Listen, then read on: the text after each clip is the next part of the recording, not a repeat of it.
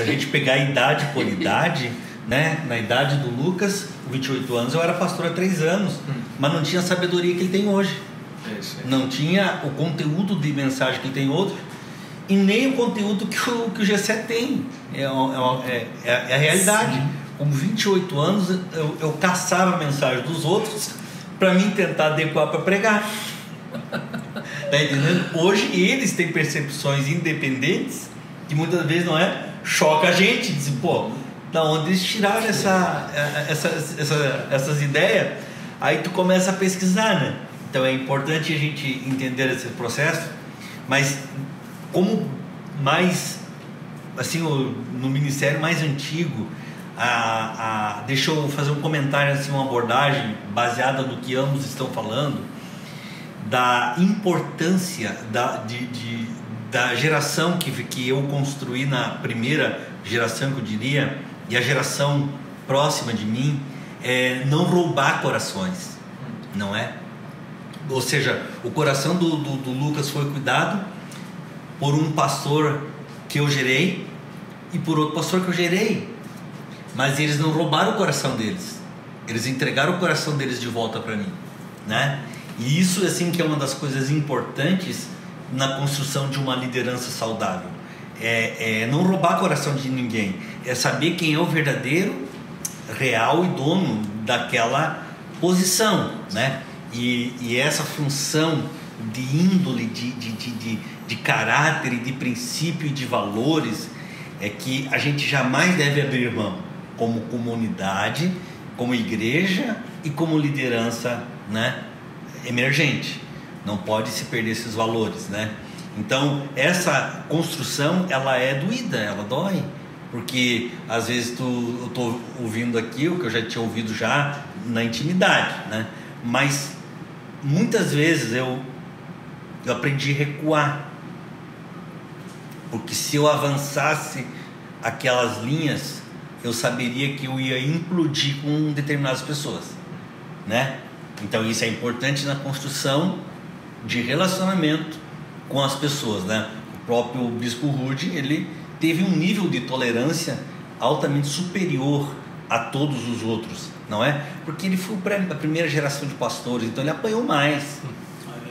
Tinha cabelo. Mas ele soube entender o processo de liderança, ele leu a autoridade espiritual. Então a gente construiu essa base que ela é permanente, como está dizendo o Bispo Rude aqui, ela é permanente no nosso meio, ela não sai da nossa essência nunca, né? Então pode dar continuidade.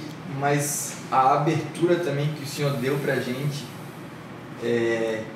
isso tudo começou, lógico, sempre aconteceu isso é resultado porque na época que começou a igreja, o Bispo Sérgio era jovem, vocês ainda são jovens, né? Mas eram mais jovens, então o Bispo sempre investiu em jovens, né?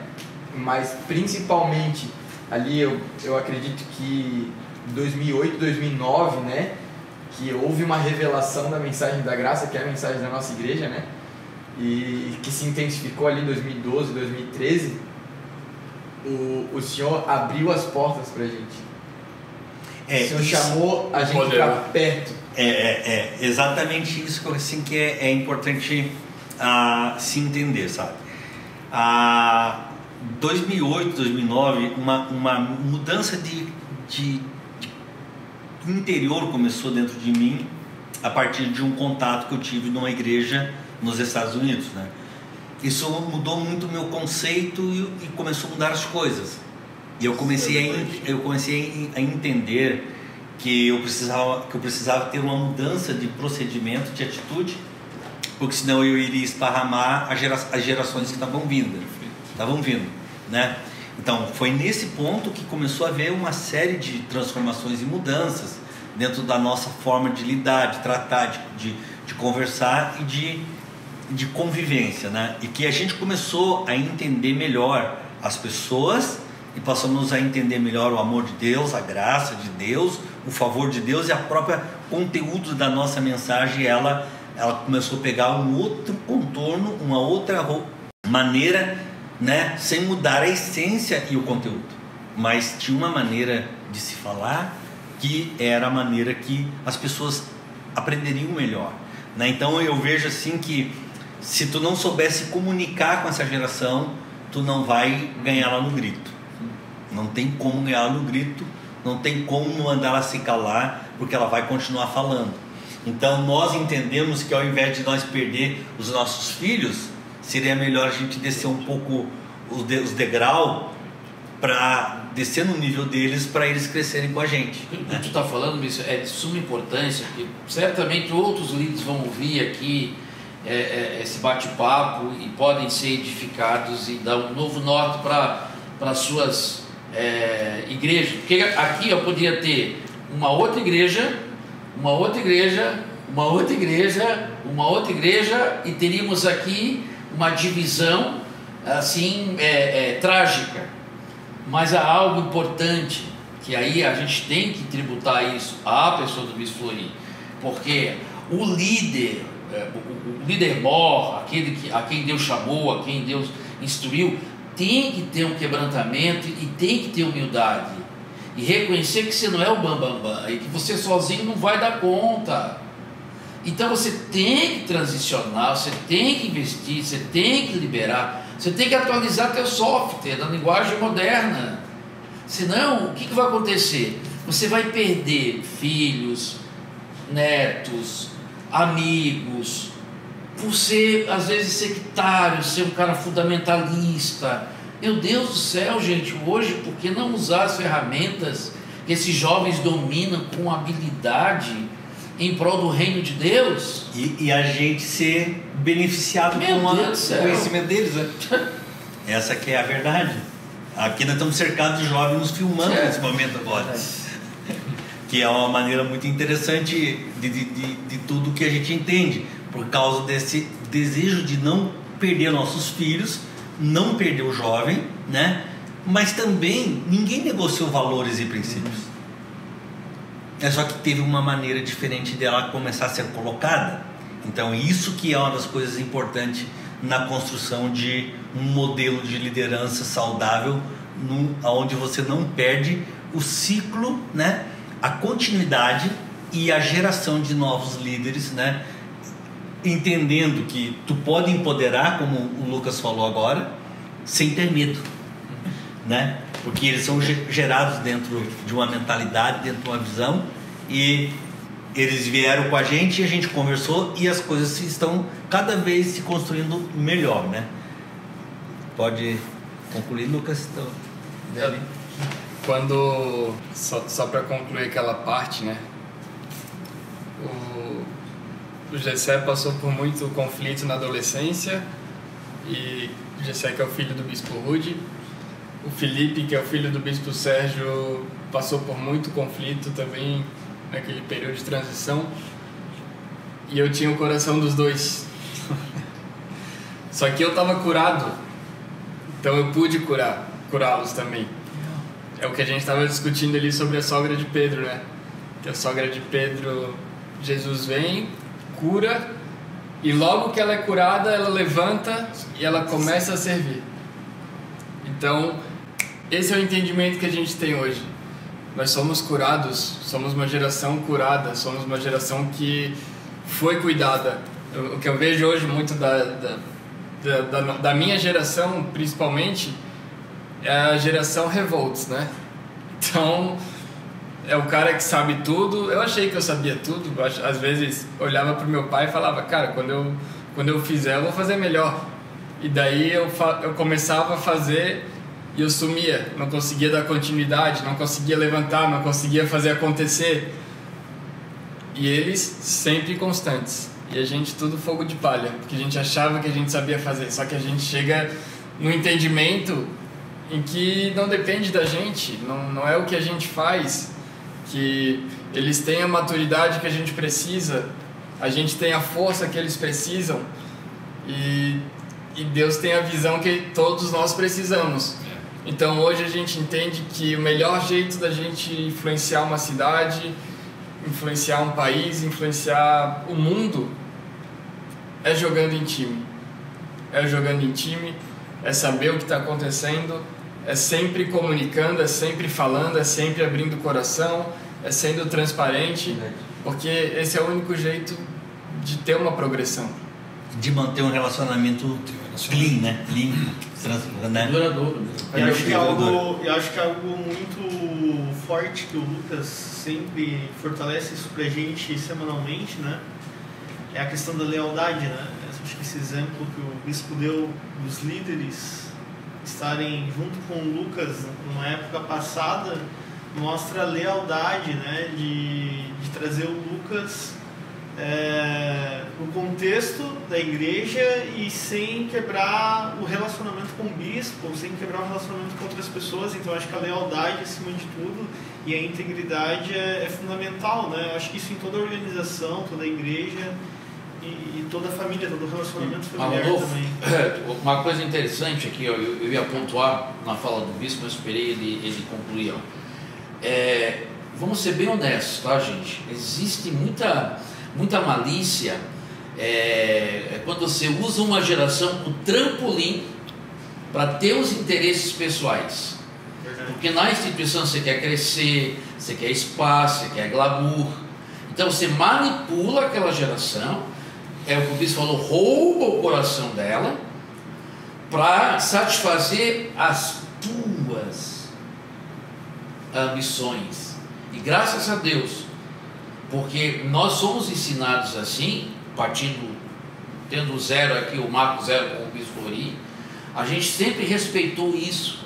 Eu nunca vou usar. Eu sei que o Roberto, eu sei que o Gessé, os filhos do Gessé, os filhos do não tem essa referência.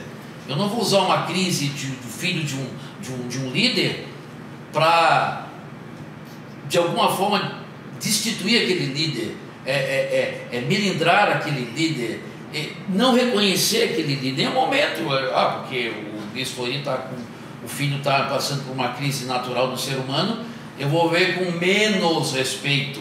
Tá vendo? Poxa, se ele era o cara mesmo, bam, o filho dele não podia passar por essa crise. Então agora eu vou falar nos bastidores, tá vendo? O líder não é tão bom assim não, porque lá, tá vendo a casa dele? Tá descoberto. Não! A gente, graças a Deus, entendeu. Nós somos um time, uma equipe. Então, aonde há uma fragilidade aqui a colar, eu vou cobrir. Mas eu vou sempre devolver no colo do pai, vou botar no colo da mãe, vou colocar no colo daquele líder. Porque é assim que nós entendemos. Foi usada uma palavra aqui bacana e alguns podem até achar que isso não é verdade, que nós não estamos sendo transparentes, mas é verdade, tá? A gente tem um núcleo família.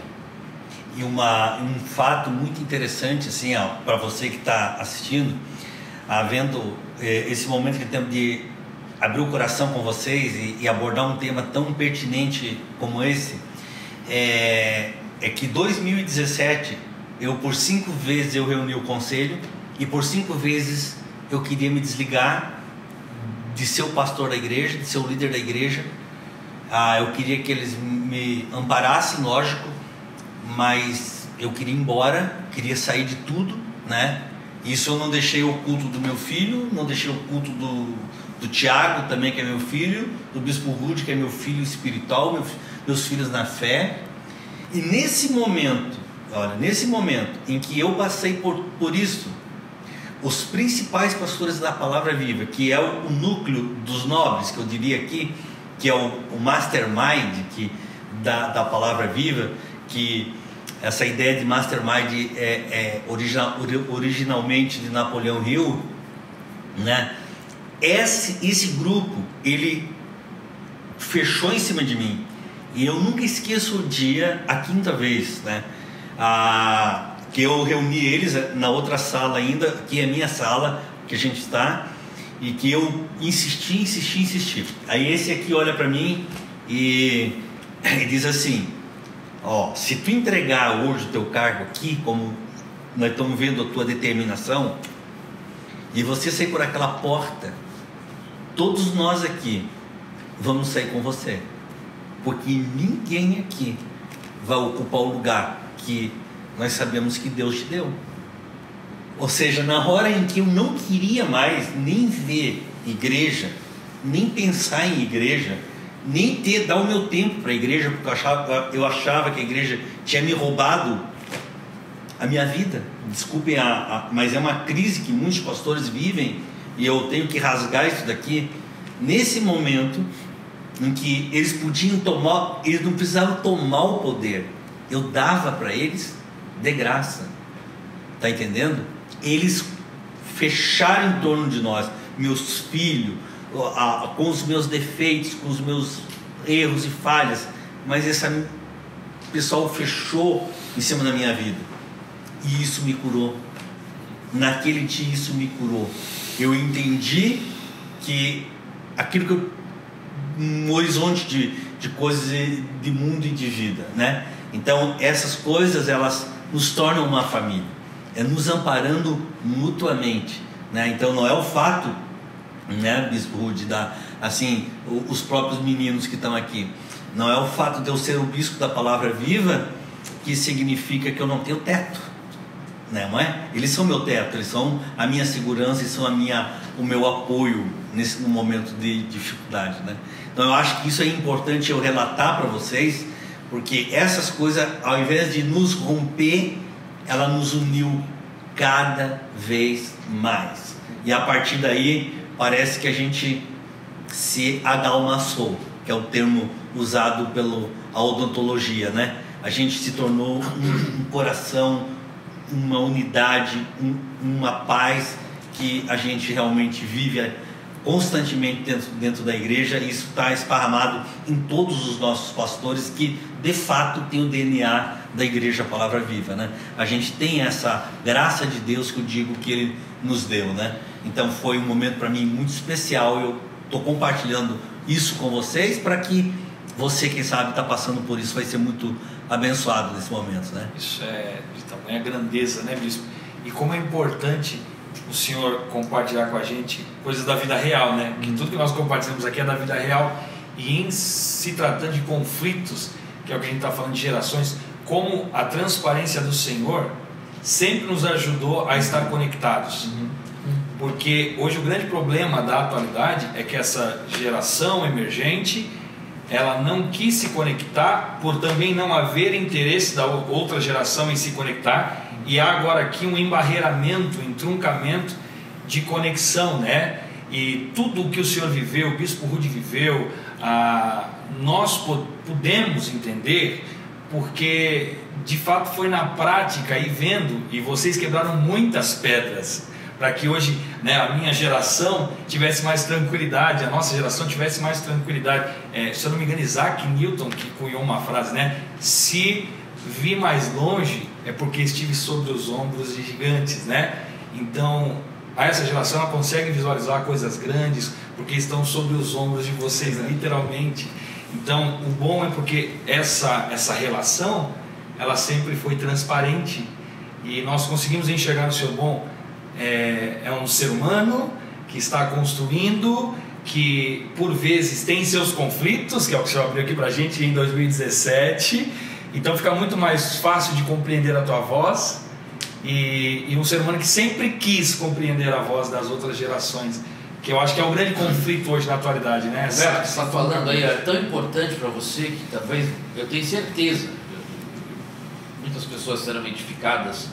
E se você quer construir laços com gerações que certamente virão, é você ser humano.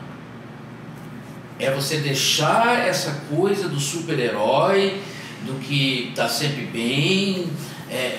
O que nos fez essa amálgama, o que vai nos misturando, eu admiro mais meu líder porque ele é gente, ele é humano, não vende para mim algo que eu tenho que manter nas futuras gerações. Então eu adoeço as gerações que estão por vir. Ao invés de elas se sentirem mais dependentes do outro, e especialmente de Jesus, não, está vendo uma imagem do super-homem. Então as nossas gerações têm sido também nesse sentido mantidas, porque a gente é transparente. Ele foi transparente conosco, a gente também foi. Então se você for abandonar o barco, a gente sai tudo, porque aqui nós temos plena convicção de que se você não tiver no leme, a coisa não vai funcionar. Então esse nível de humanização só traz benefício para você, líder, só vai trazer benefício para o rebanho que Deus te deu, mas tenha certeza disso, não venda uma falsa imagem. Você está destruindo as futuras gerações. Nenhuma geração subsiste dentro do ficcional, elas subsistem dentro do real. Nós somos gente, às vezes estamos bem, às vezes não estamos bem, e isso só gera vínculo e amor. Pai, e a gente estava falando minutos antes, eu estava falando com o bispo que se a gente for ver o núcleo que hoje faz a igreja junto com o bispo, né, são pessoas que estão andando com ele há muito tempo. Tem gente de 30 anos caminhando junto com o bispo, 25 anos, 20 anos, 19 anos, 18 anos.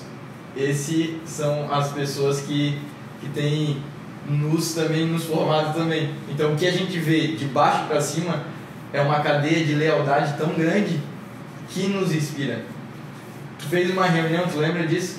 Tu fez uma reunião aqui com todos os pastores, porque alguém tinha perguntado, por que todo mundo serve com tanto amor no Bispo Flori? Aí tu foi perguntando, aí tu foi, abriu, né? Todos os pastores falaram, não, porque quando eu precisei, o Bispo estava comigo. É engraçado, né? A gente começou, fiz uma reunião aqui com os pastores de todas as igrejas da região. Após uma ceia, né? Após uma ceia, daí a gente... Foi uma reunião, não foi nem uma reunião, né?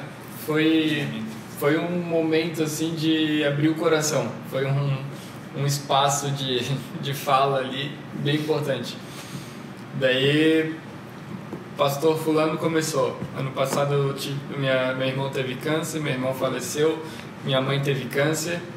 Bispo Flori e Bispo Suzy estavam tanto no hospital quanto no velório. Daí a gente olhou assim.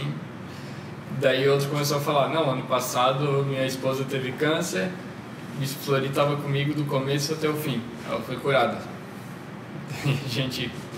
Mas passou por umas 20 pessoas, todo mundo teve problema, ou foi depressão, ou foi problema financeiro, ou foi problema não sei o que, todo mundo citou, o bispo e a bispa estavam com a gente. Ali a gente teve a percepção de que não é algo tirano, não é um poder de cima para baixo, mas é realmente servir, né? E curar. E eu acho que dentro dessa importância eu quero fazer uma fala final aqui, né? Primeiro falar com toda assim, falar num momento para todo mundo que vai estar nos assistindo, né?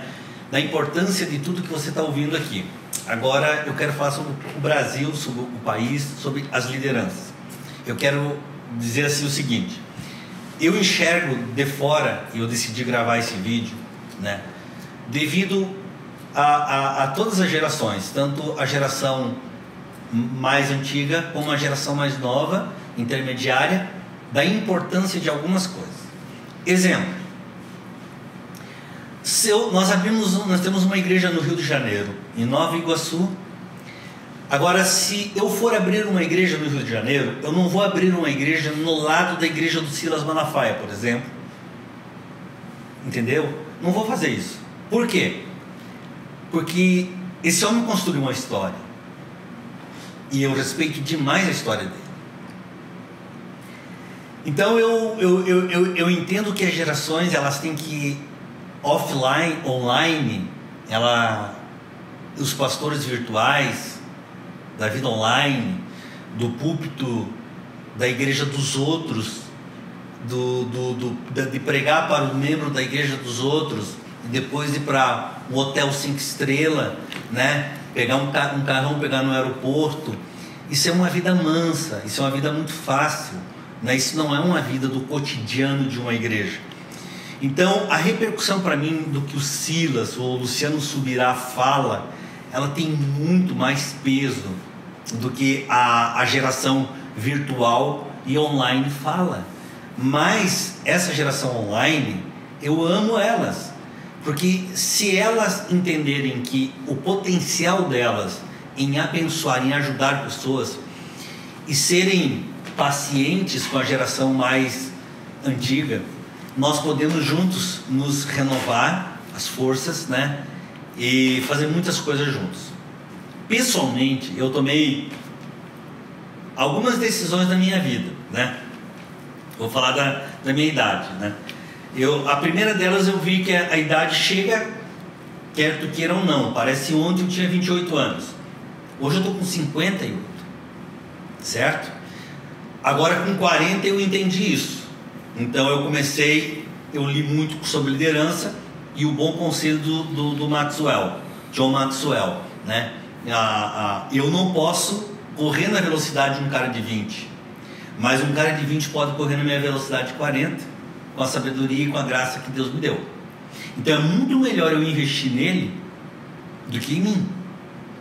Então eu entendi uma coisa: eu potencializando o Lucas, eu potencializando o Bispo Rude, que hoje coordena todo o ensino da igreja, eu potencializando o Gessé, eu potencializando vocês, potencializando as pessoas que estão junto comigo, que eu sei quem elas são, as coisas se tornarão muito mais fáceis para mim.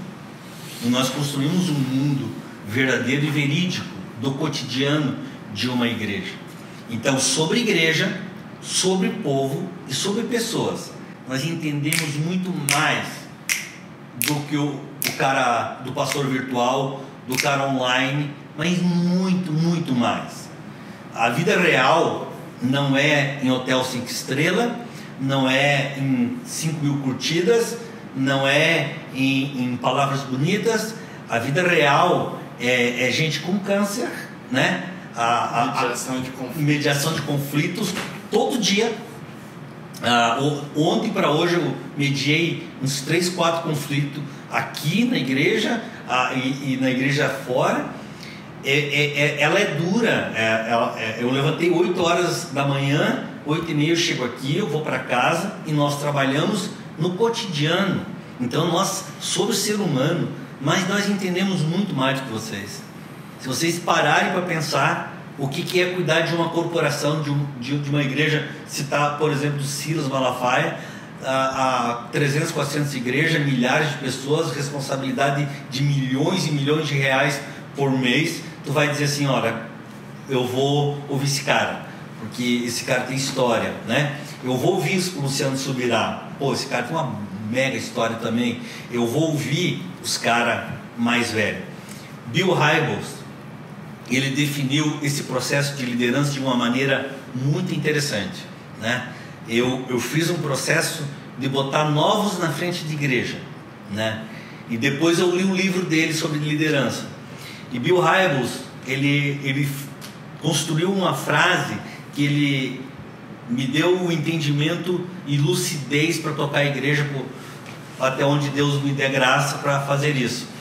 Mas ele disse: tu nunca bota boi novo sozinho, é boi novo e boi velho, porque o boi velho ele vai dar o tranco correto para o boi novo. Entenderam? Então, quando a gente entende as gerações, é exatamente isso. Tu bota o boi velho e o boi novo. Olha, queridos, eu tenho 35 anos de ministério, 35 anos de muito choro. Eu já sepultei amigos que iniciaram a igreja comigo. Eu já sepultei membro, assim, que eu amava apaixonadamente, né? Eu já teve momentos assim de estar sepultando um membro, de eu botar a cabeça no caixão, chorar como uma criança, de dizer: Deus, não estou entendendo isso. Isso é vida pastoral. A minha esposa agora, nós tivemos um problema com um dos nossos pastores, a Suzy. Como eu sou obrigado a descansar à noite, ela passou a noite no hospital juntamente com o João, dando acompanhamento ao pastor. Ela saiu daqui, foi lá, pegaram o pastor em casa, levaram no médico e não saíram do hospital antes de resolver o problema dele, e ele ficou hospitalizado até resolver. Isso é pastoreamento, isso é cotidiano da vida da gente, né? Então, se nossas gerações se baterem com um confronto, vai dar tudo errado. Mas se a gente sentar e se entender, vai dar tudo certo. E quem vai ganhar é o reino de Deus, né? Eu falei um dia para um jovem, eu disse: cara, tu tem tanto potencial, Se é tão importante você entender isso, tu poderia fazer tão bem a igreja no Brasil inteiro. Se você compreendesse certos processos, tu faria um caminho de volta para muitas coisas, né? Então, eu, como geração, como é que é a definição? Baby Boomers. Baby Boomers. Eu tive que me curvar à geração milênio para ouvir ela. Não tem jeito. Que ela é importante para mim. Ela me deu juventude, vida. Agora eu me preocupo com a geração alfa, que são meus netos, que eu estou convivendo com eles. E aí eu quero dar uma frase do Pedro Lucas, o filho do Lucas aqui. Ele estava lá em casa, daí a minha nora disse: Bispa Suzy. Aí ele para, ele olha: a avó é bispa? Aí a Thais: não, a avó é bispa? Então a avó é a minha bispa. Aí ele foi no quarto: e o vovô é meu bispo? E o vovô é meu bispo? Ou seja, é a geração alfa que eu estou conectado, conversando. Daí eu nunca me esqueço a primeira fala, o primeiro dia que o Oliver, o filho do Tiago, me chamou de vô, foi aqui no púlpito, bem pequenininho. Ele chegou, se escorou no púlpito, olhou para mim, eu estava ali, ele: vô. Ou seja, tem algo na pedagogia que diz o seguinte: criança, se ela vir correndo para ti, tu se agacha para ficar no nível dela, para ela se abraçar. Então eu acho que a minha geração tem que se agachar um pouco, tem que se agachar bastante, para entender esse mundo e abraçar essa geração que está vindo aí. Essa é a minha visão. E a geração que está vindo aí deve tolerar um pouquinho mais os que estão construindo cotidianamente igreja no dia a dia. Isso que eu quero finalizar. Eu não perdi meus filhos para o mundo, porque na época tinha uma banda que só falava palavrão, tá? E eles eram muito engraçados, e tinha um programa de TV que era tocado por uma determinada apresentadora que ensinava a falar português errado, né? No meio disso estavam meus filhos, e a gente pensou: como é que a gente vai fazer isso? Daí eu descobri uma banda chamada Petra, certo? Que era um escândalo para a igreja daquela época, isso em 94, né?